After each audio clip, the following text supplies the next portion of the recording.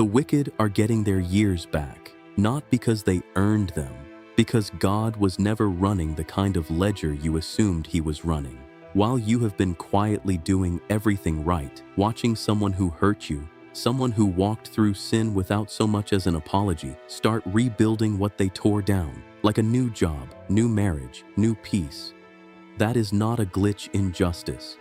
That is the exact moment your idea of God gets too small to hold what he is actually doing. He said it plainly through the prophet, "I will repay you for the years the locusts have eaten." Joel 2:25. He did not say repay the worthy. He did not say repay the ones who waited long enough or suffered loud enough to deserve it.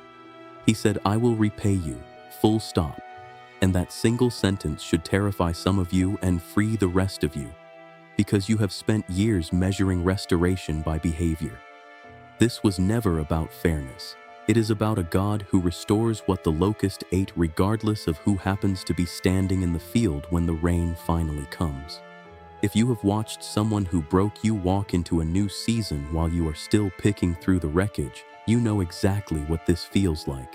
And if you have spent nights wondering whether your own past disqualifies you from ever getting your years back too, you know that feeling just as well. You did not do anything wrong by asking the question. The question is where the discernment starts, not where it ends.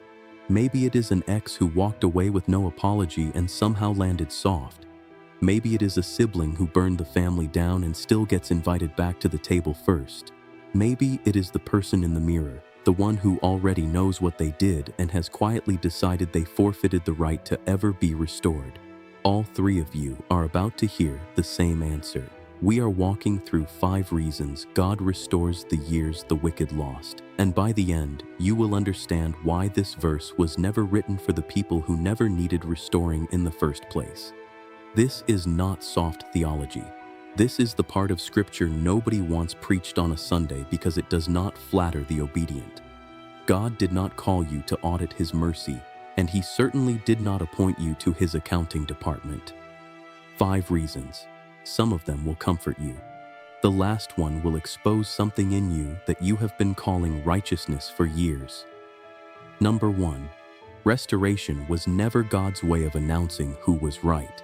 A field does not ask the farmer whether it deserves rain. It just stands there stripped down to dirt, root bare, embarrassed by its own emptiness, and the rain falls anyway, because withholding it would not punish the field. It would only guarantee that nothing ever grows there again. God restoring the wicked is not him agreeing with what they did. It is him refusing to let what they did become the final word on what they could still become.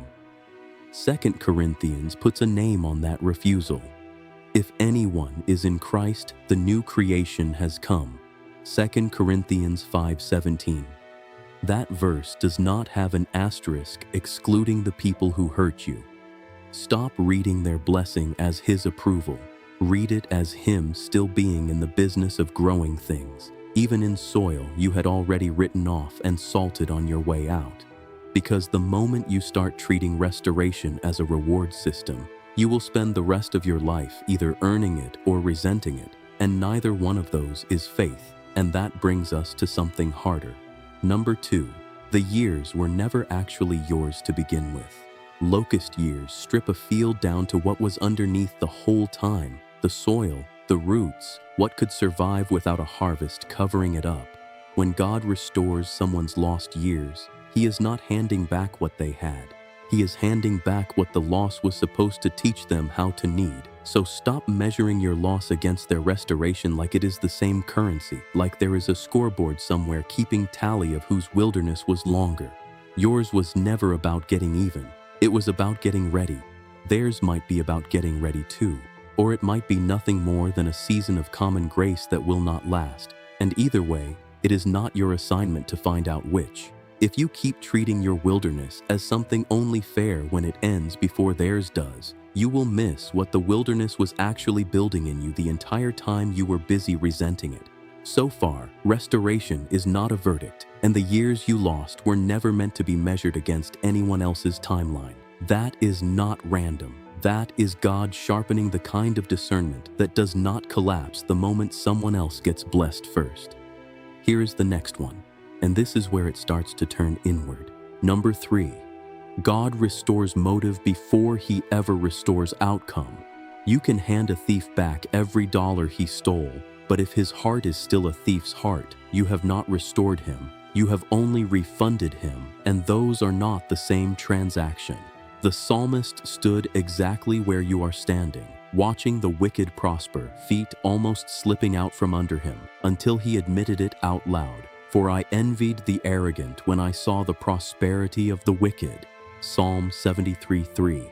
He was not wrong for noticing it. He was in danger for staying there, for letting the noticing turn into a residence. So do not audit their harvest. Audit your own roots. Because if your peace is hostage to their punishment, you have already lost the very years you are trying so hard to protect. Here is where it stops being about them. Number 4, your healing was never tied to their downfall, no matter how badly you want it to be. You cannot grow a harvest by watching someone else's field burn. One has nothing to do with the other, and confusing them keeps you standing in someone else's dirt instead of working your own. Romans 2:4 puts it without softening it for anybody. It is God's kindness that leads a person to repentance, not his punishment of the people you are still angry at, not his vengeance, not his delay. Release the requirement that they suffer before you are allowed to be okay.